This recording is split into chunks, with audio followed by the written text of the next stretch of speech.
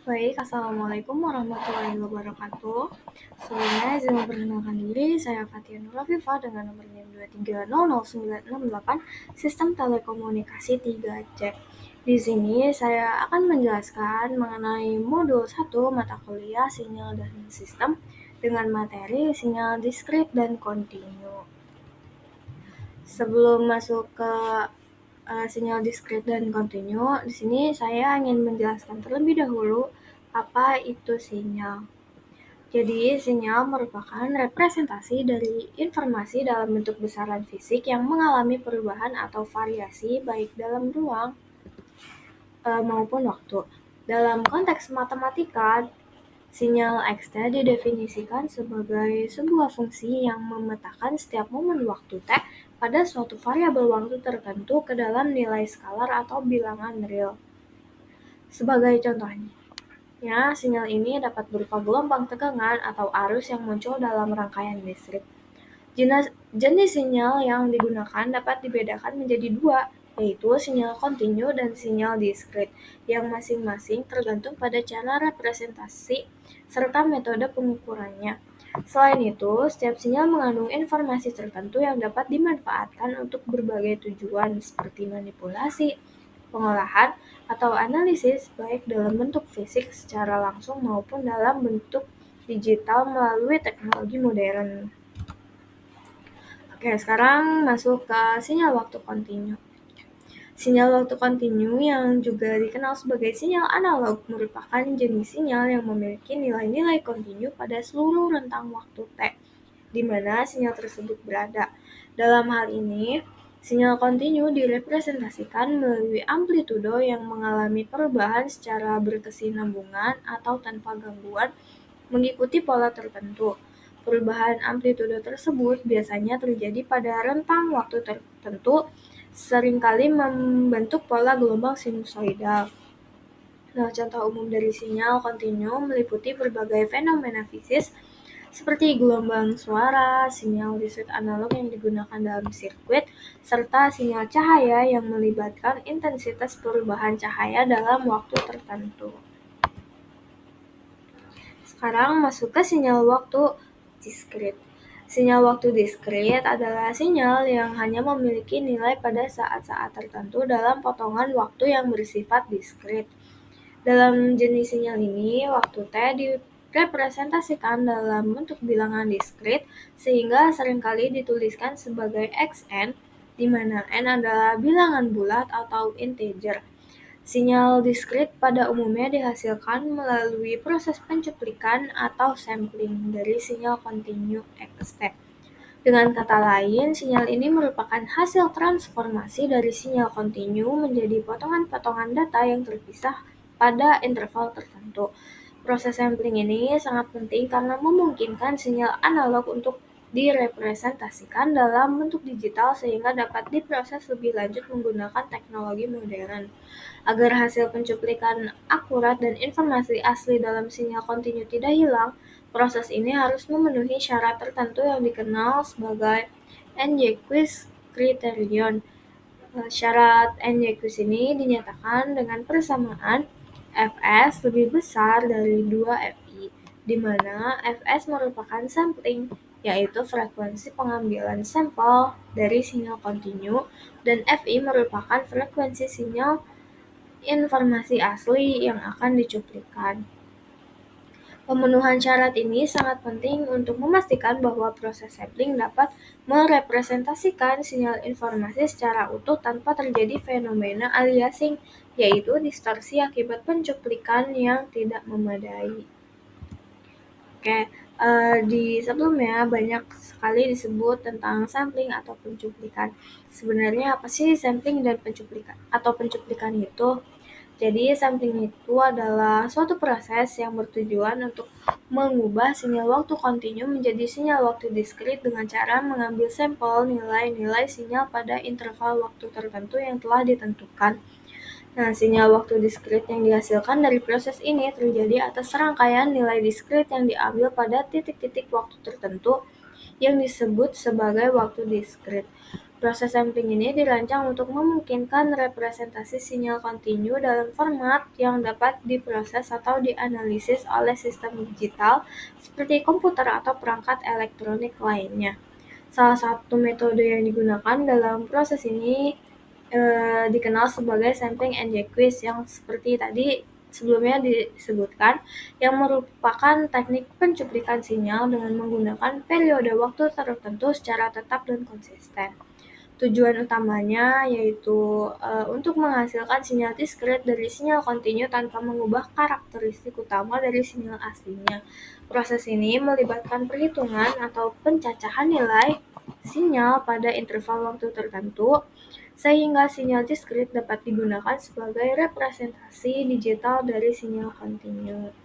Teorema sampling and decrease ini memberikan pedoman yang sangat penting dalam proses sampling, dan menurut teorema ini memastikan bahwa sinyal kontinu dapat direkonstruksi kembali secara sempurna dari sinyal diskret yang dihasilkan.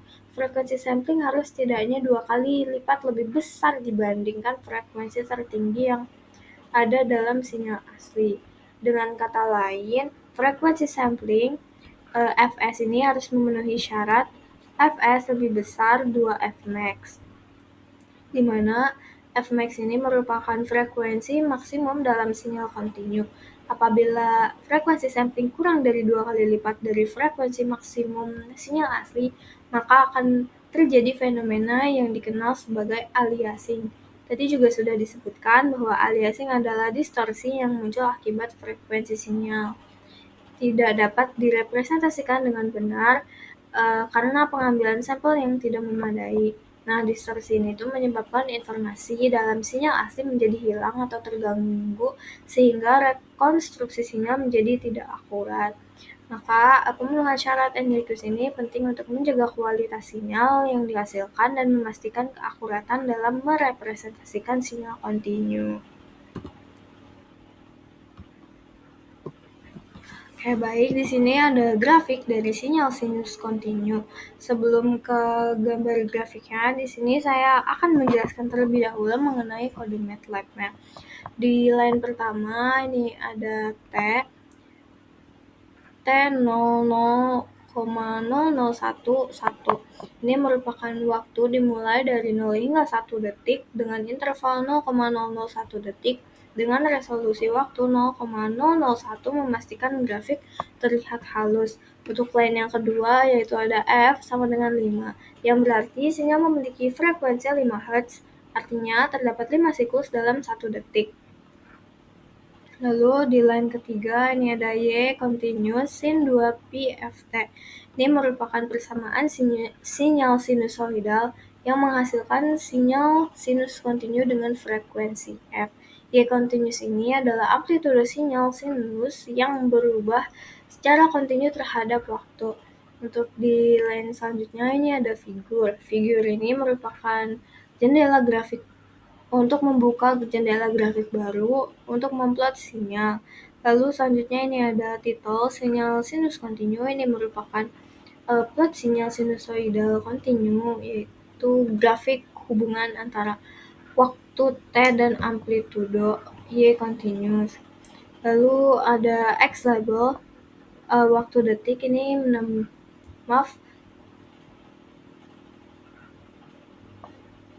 Line selanjutnya ini ada plot Y continuous. Ini merupakan plot sinyal sinusoidal kontinu, yaitu grafik hubungan antara waktu T dan amplitudo.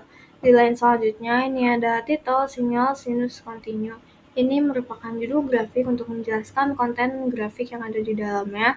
X label ini menambahkan label sumbu X untuk menunjukkan bahwa sumbu ini adalah waktu dalam detik. Lalu Y label amplitudo ini menambahkan label sumbu Y untuk menunjukkan bahwa sumbu ini adalah amplitudo sinyal. Nah, dari kode MATLAB tersebut menghasilkan gambar seperti yang ada di terpampang gitu. Gambar tersebut menunjukkan grafik sinyal sinusoidal kontinu dengan sumbu X, yaitu waktu dalam satuan detik 0 hingga 1 detik. Sumbu Y-nya merupakan amplitudo sinyal yang berkisar antara -1 hingga 1 dengan judul sinyal sinus kontinu. Grafik ini menunjukkan 5 periode gelombang sinus dalam rentang waktu 1 detik. Selanjutnya ini ada grafik dari sinyal sinus diskrit sampling rate tinggi. Sebelum ke grafiknya, sini saya akan menjelaskan terlebih dahulu mengenai kode MATLAB-nya. Ini ada fs high sama dengan 50. Ini merupakan frekuensi sampling yang menentukan frekuensi sampling tinggi sebesar 50 Hz. Artinya, sinyal diskret diambil setiap 1/50 detik. Di line berikutnya, ini ada T discrete high.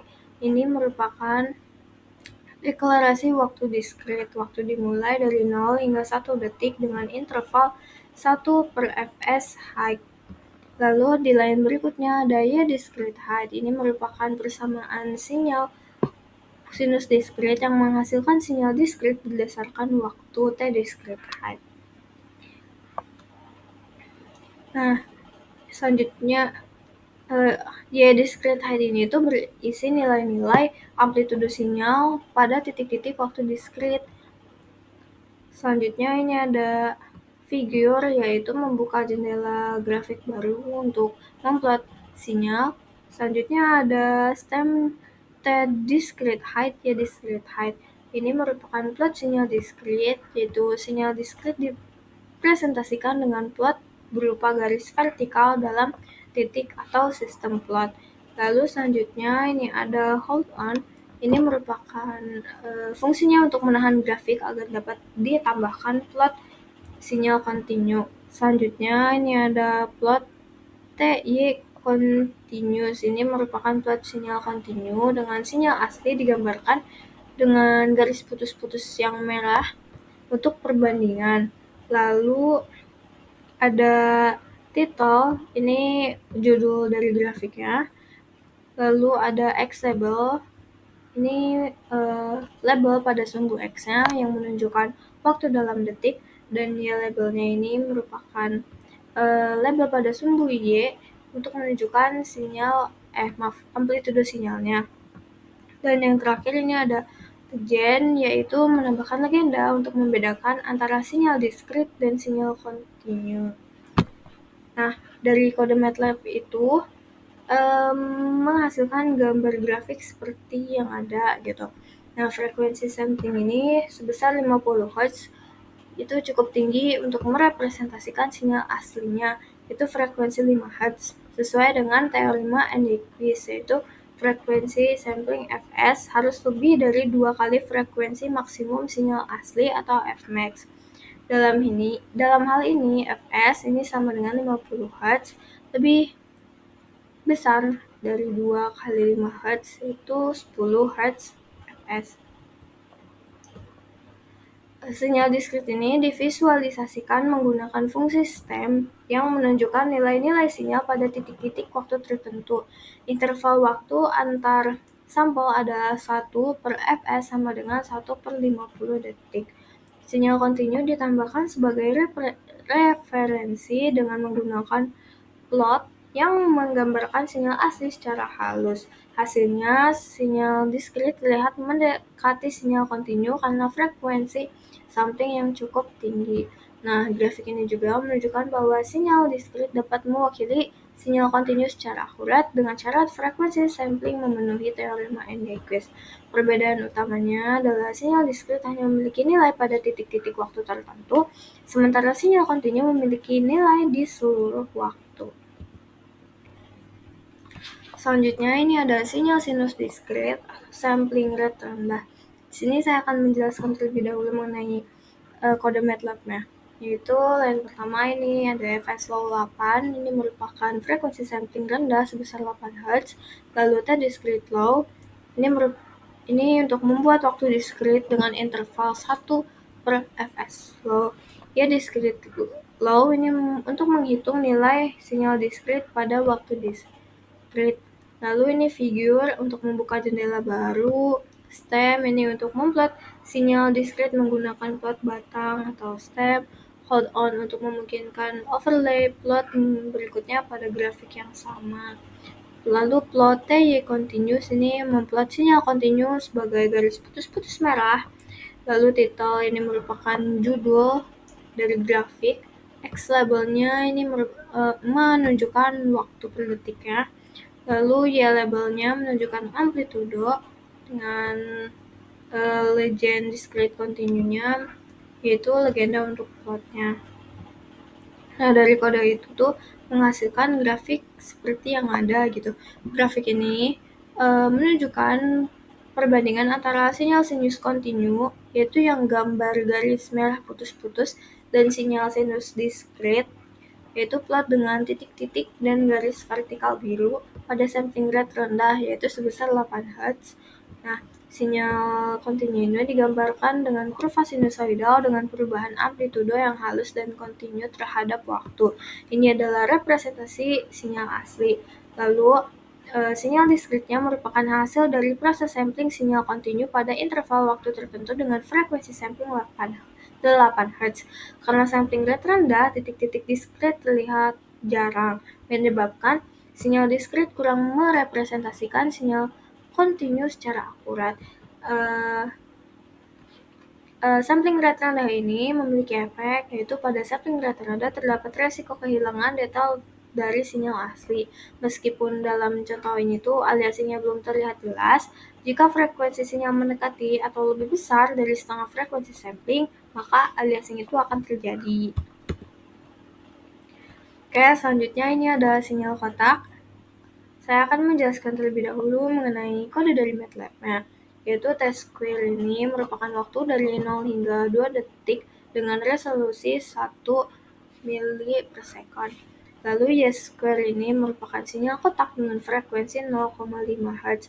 Figur ini untuk menampilkan gambarnya, plotnya. Lalu plot T-square, Y-square ini merupakan plot sinyal kotak. Titel ini merupakan judul dari grafiknya. Lalu X labelnya ini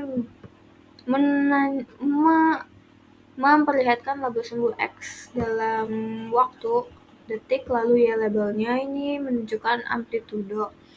Nah, grafik dari kode tersebut ini menghasilkan grafik sinyal kotak yang ada gitu. Nilai amplitudonya berosilasi antara 1 dan -1. Nah, setiap periodenya berlangsung selama 2 detik sesuai dengan frekuensi 0,5 Hz. Bentuk kotak terlihat dengan transisi tajam di titik-titik tertentu. Oke, mungkin di sini ada kesimpulan dari pembahasan yang sudah saya jelaskan sebelumnya.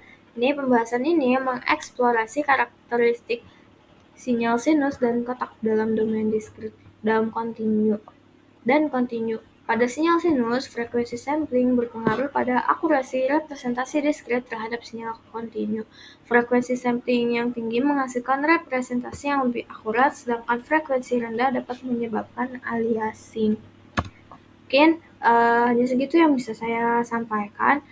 Kurang lebihnya mohon maaf juga apabila banyak kesalahan dalam penyampaian. Terima kasih. Wassalamualaikum warahmatullahi wabarakatuh.